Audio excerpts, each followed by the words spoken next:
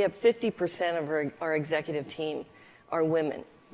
And 6 out of 8 of the people in my story group are women.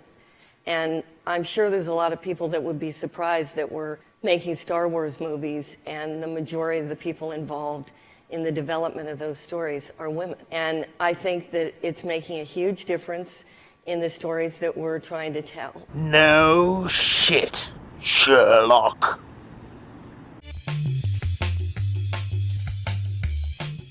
Well. Many YouTubers have been saying for many years now that Hollywood is dying. The turning point being the Me Too movement. What should have been a good thing for the industry actually seems to be the one killing it. Has more women being in powerful positions started the destruction of Hollywood? Now before we start, and before you blue-haired dick virgins start barking at me, this is more of amusing than my actual views. It's just something that's been noted by a few and I think is worth looking at. In 2016, the Me Too movement saw a shift in power. Women, it seemed, were taking the reins regarding directing, writing, producing, or having final says on matters, such as Kathleen Kennedy or Jennifer Salke of Amazon. Masculinity was being viewed as toxic and femininity was the cure. Hi. And as we saw over the coming years, strong male characters seemed to dissolve and empowered strong women grew tall and took over. Come at me. As I said in previous videos, these female characters were written like male characters. Strong, arrogant and confident dick swingers, but with the added extra of being perfect, or as we better know them as, a Mary Sue. The problem with women being overly strong, confident and arrogant is that for the most part they come across incredibly cunty. Weird. Fuck off. A great male character with those traits who everyone loved despite his arrogance was Tony Stark, or Iron Man. Everyone loved that character. Take that off, what are you? Genius, billionaire, playboy, philanthropist. Because with all of his confidence and arrogance, he was a flawed character who had weaknesses and always did what he thought was best. The problem with the Mary Sue, though, is that if you're arrogant and perfect, it comes across as patronising and belittling when talking to others. Hence why most female characters like that are quite hated. Reference Captain Marvel, or She-Hulk, or any other Marvel product. Is it chickeny? However, despite it being pretty piss poor at the character level, the disease goes deeper than that. We have a lot of female writers these days and directors. Oh dear. And they all seem to have the same wanky new wave feminist speech. It's been written for a modern audience. It's been updated for modern sensibilities. And I guess the problem is when the majority of scripts are being written by women, they tend to base everything from an emotional standpoint. How often now do you see male characters break down and show emotion, or feel the need to tell people why they feel sad? This is a fairly new phenomenon. Could it be women that are writing these scripts don't really know how to write men? There seems to be a dumbing down of men too, a move to make them more emotional. But you know what? Your male audiences see straight through it, and they don't like it. But you know what? It's not only straight guys that don't like this pussification of men. Women don't like it either. Women hate wet, emotional men, so why the fuck would they go to the cinema to watch one? Even gay guys like strong men. After all, gay men are attracted to men, so it would make sense that they find strong men attractive.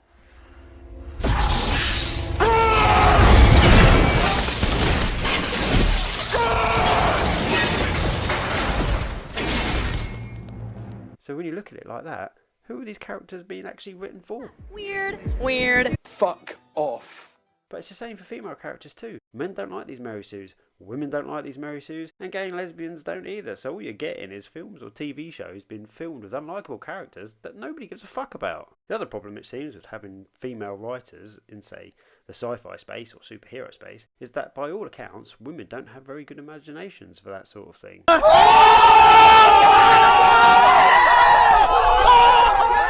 Whoa. Not my view. Apparently there was a study based on this. I think it was the same study that studied boys and girls with the same toys. For example, they'd give the boy a Batman figure, and what it showed was the boy would become Batman. He took on his traits and he played with the toy as if he was Batman. I'm Batman. Yet when Batman was given to a girl, the girl made Batman in her image. He did what she would do and talks as she would talk. The conclusion from that being that women can't think about anything other than themselves. The fucking hell are you, you great gangly fuck-knuckled twat, greasy-head cuntbag. Fuck you! Whoa. No. I'm joking. It was basically saying that women's imagination doesn't go beyond their sphere of experiences. Just look at female comedians. Find someone who can fucking stand you. Jesus, Mary and Joseph and the wee donkey, can we just move this thing along before it drives us all round the bloody bend? As a trait, women are more amicable, and therefore more likely to listen to other views, or dare I say it, be influenced by certain views. And you know, maybe that is why Hollywood is so liberal left in nature these days, because it's easier to coerce women into doing what you want. I mean, you just have to look at the celebrities to see it. I mean, have you ever seen so many people in one industry all have adopted young African boys running around in dresses called Susan? Or, I mean, look at Megan Fox, who has 3 boys that are dressed like girls. I don't think so. Are trans kids the new teacup chihuahua for celebs? Who knows? That's a completely other topic. Hold up. Wait a minute. Something ain't right. So then it looks as though we have female writers with no imagination who can't write good characters, and actresses who are stupid narcissists. I mean, you just have to look at Rachel Ziegler to see that. If I'm going to stand there 18 hours in a dress of an iconic Disney princess, I deserve to be paid for every hour that it is streamed online. What? What the fuck? But it gets worse because you have directors who push woke narratives which the majority don't enjoy. Just look at Eternals. Then you have the heads of studios, such as Kathleen Kennedy and Jennifer Salke. Kathleen, whose sole purpose was to make Star Wars female, and you know what? Fucking fair play. She succeeded. But by doing that, she killed Star Wars. She gives Rey and a Luke Skywalker that enjoyed drinking alien titty milk. This epic thundercunt has single-handedly destroyed Star Wars, sunk Indiana Jones's legacy, and with the help of Alonso has no doubt been whispering feminist sweet nothings into Kevin Feige's ear to help destroy Marvel. Don't be a dick! And as for Jennifer Salke, well, I don't need to say anything else other than Guy Ladriel. You have not seen what I have seen. I have seen my share. You have not. You have not seen what I've seen. Fuck off.